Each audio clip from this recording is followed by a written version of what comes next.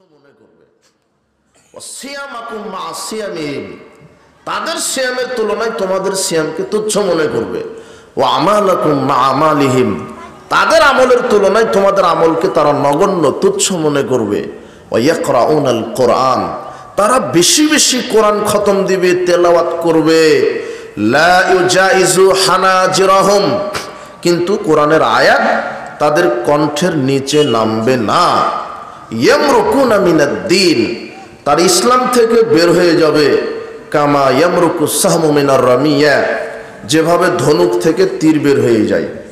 সমাজে কিছু ইবাদত গুজারি ব্যক্তিকে আপনি পাবেন যারা আপনার সালাতকে নিয়ে খেলতামাশা মনে করবে, যারা কম সালাত আদায় করে। আপনার সিয়ামকে নিয়ে তারা ঠাট্টা করবে, আপনার আমলকে নিয়ে তারা ঠাট্টা করবে। তারা এত পরহেজগারিতা দেখাবে, ওরা বেশি বেশি সালাত আদায় করবে, ওরা বেশি বেশি সিয়াম পালন করবে, ওরা বেশি বেশি কোরআন তেলাওয়াত করবে। কিন্তু রাসূল সাল্লাল্লাহু আলাইহি ওয়াসাল্লাম বলছেন এত আমল করার পরেও ওরা মুসলমানই থাকবে না। কি থাকবে না? তো এরা কারা? হাদিসটা সহিহ বুখারীর 5058 নম্বর হাদিস। এরপর তার মানে সমাজে এক শ্রেণীর সালাত সিয়াম হজ যাকাতকারী আছে, তারা মুসলমানই না। কি না? সে কারা তারা? একটু আপনি ধৈর্য ধরবেন, খুব ধৈর্যের পরিচয় দিবেন। আমার কথা প্রথমে বুঝেছেন কিনা? যে পরীক্ষা দেয়নি সে এমনিতেই তো ফেল। কথা বুঝেননি মনে হয়। কিন্তু সবচেয়ে আক্ষেপের ব্যাপার যে পরীক্ষা দেওয়ার পরে ফেল করবে, ওর চাইতে কপাল পোড়ার কে আছে? তো এখানে মুহাম্মদ সাল্লাল্লাহু আলাইহি ওয়াসাল্লাম বলছেন যে বেশি বেশি সালাত আদায় করবে, তারপরে মুসলমানই না। এরা কারা? আব্দুল্লাহ ইবনে আমর রাদিয়াল্লাহু আনহু বলছেন রাসূল সাল্লাল্লাহু আলাইহি ওয়াসাল্লাম বলেছেন লা ইয়াতিয়ান্না উম্মতি মা তাআলা বানি ইসরাঈল, আমার উম্মতের ওই অবস্থা হবে যে অবস্থা বানি ইসরাঈল জাতির হয়েছিল। হাজওয়ান নাল বিন নাল, যেমন দুই পায়ের জুতা সমান, ঠিক বানি ইসরাঈল যেমন আমার মুসলমান উম্মতের হবে অবস্থা তেমন। হাত্তা ইন কানা মিনহুম মান আতাম্মাহু আলানিয়া, রাসূল সাল্লাল্লাহু আলাইহি ওয়াসাল্লাম বলছেন যদি বানি ইসরাঈল জাতির মধ্যে এমন লোক দেখা যায় যে তারা তার মায়ের সাথে জেনা করেছিল, লাকানা ফি উম্মতি মা ইয়াসনাউ যালিক, তাহলে মুসলমানদের মধ্যেও দেখা যাবে যে মুসলমানেরা তাদের মায়ের সাথে জেনা করার মতো পাপ করবে। এই কথা মুহাম্মদ সাল্লাল্লাহু আলাইহি ওয়াসাল্লাম বলছেন। হাদিসটা তিরমিজির হাদিস, 2641 নম্বর হাদিস। বানি ইসরাঈল যদি মায়ের সাথে জেনা করে তাহলে মুসলমানেরাও কি করবে? রাসূল সাল্লাল্লাহু আলাইহি ওয়াসাল্লাম বলছেন যেহেতু দুই পায়ের জুতা সমান, ঠিক বানি ইসরাঈল যেরকম হবে মুসলমানেরাও তেমন হবে।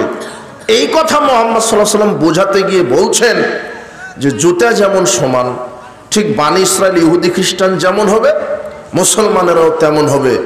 বলতে বলতে বলছেন ইহুদি খ্রিস্টান জাতি যদি মায়ের সাথে জেনা করার মতো পাপ করে থাকে তাহলে মুসলমানেরাও এমন থাকবে যারা মায়ের সাথে জেনা করার মতো পাপ করবে। তো এখন বলেন তো মুসলমানেরা মায়ের সাথে জেনা করে না করে না? বুঝেনি? জেনা বুঝেন কি? এটা নারীর সাথে অবৈধ দেহ বিক্রি করে দেওয়া। আপনার স্ত্রী আছে, তারপর আর একজন পর নারীর কাছে গিয়ে আপনি যৌন মিলন করলেন, এটাকে আরবিতে কি বলা হয়? জেনা বলা হয়। আপনার বাড়িতে স্ত্রী আছে, তারপর আর একজন স্ত্রীর সাথে আপনি দেহ বিক্রি করে দিলেন, দৈহিক সম্পর্ক স্থাপন করলেন, ওটা জেনা। তো এই হাদিসে রাসূল সাল্লাল্লাহু আলাইহি ওয়াসাল্লাম বলছেন যে বানি ইসরাঈল যদি মায়ের সাথে জেনা করার মতো পাপ করে মুসলমানেরাও করবে।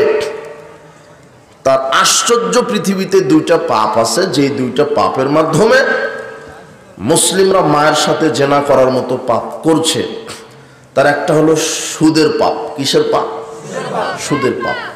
রাসূল সাল্লাল্লাহু আলাইহি ওয়াসাল্লাম বলছেন দিরহামু রিবা ইয়াকুলহু রাজুল ওয়া হুয়া ইয়ালামু আসাদ্দু মিন সিত্তাতি সালাসিনা জিনিয়াতান, কোন পুরুষ ব্যক্তি যদি জেনে শুনে 1 টাকা সুদ খায় তাহলে 36 বার জেনা করলে যেই পাপ 1 টাকা সুদ খেলে তার চাইতে বেশি পাপ করে। আবু হুরায়রা রাদিয়াল্লাহু আনহু বলছেন রাসূল সাল্লাল্লাহু আলাইহি ওয়াসাল্লাম বলেছেন আর রিবা উসাবুনা জুজান, সুদের পাপের 70টি ভাগ আছে।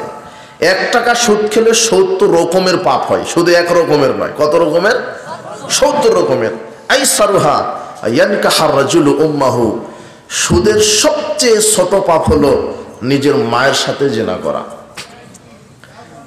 এরপরও মানুষ সুদ খায়, মানে বিবেচনায় নাই। এরা গরু ছাগলের চাইতে খারাপ যারা সুদখোর, যারা একেবারে কুকুর শিগাল বানর শুয়োর এর চাইতে খারাপ যারা সুদ খায়।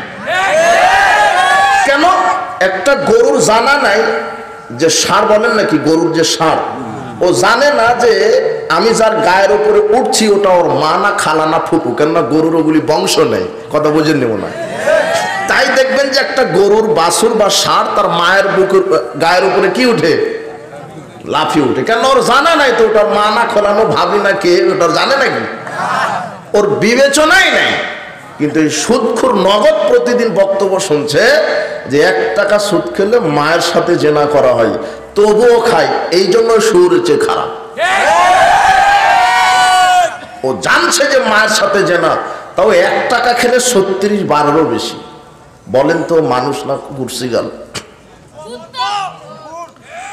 তো আশ্চর্য একটা পাপ। আপনি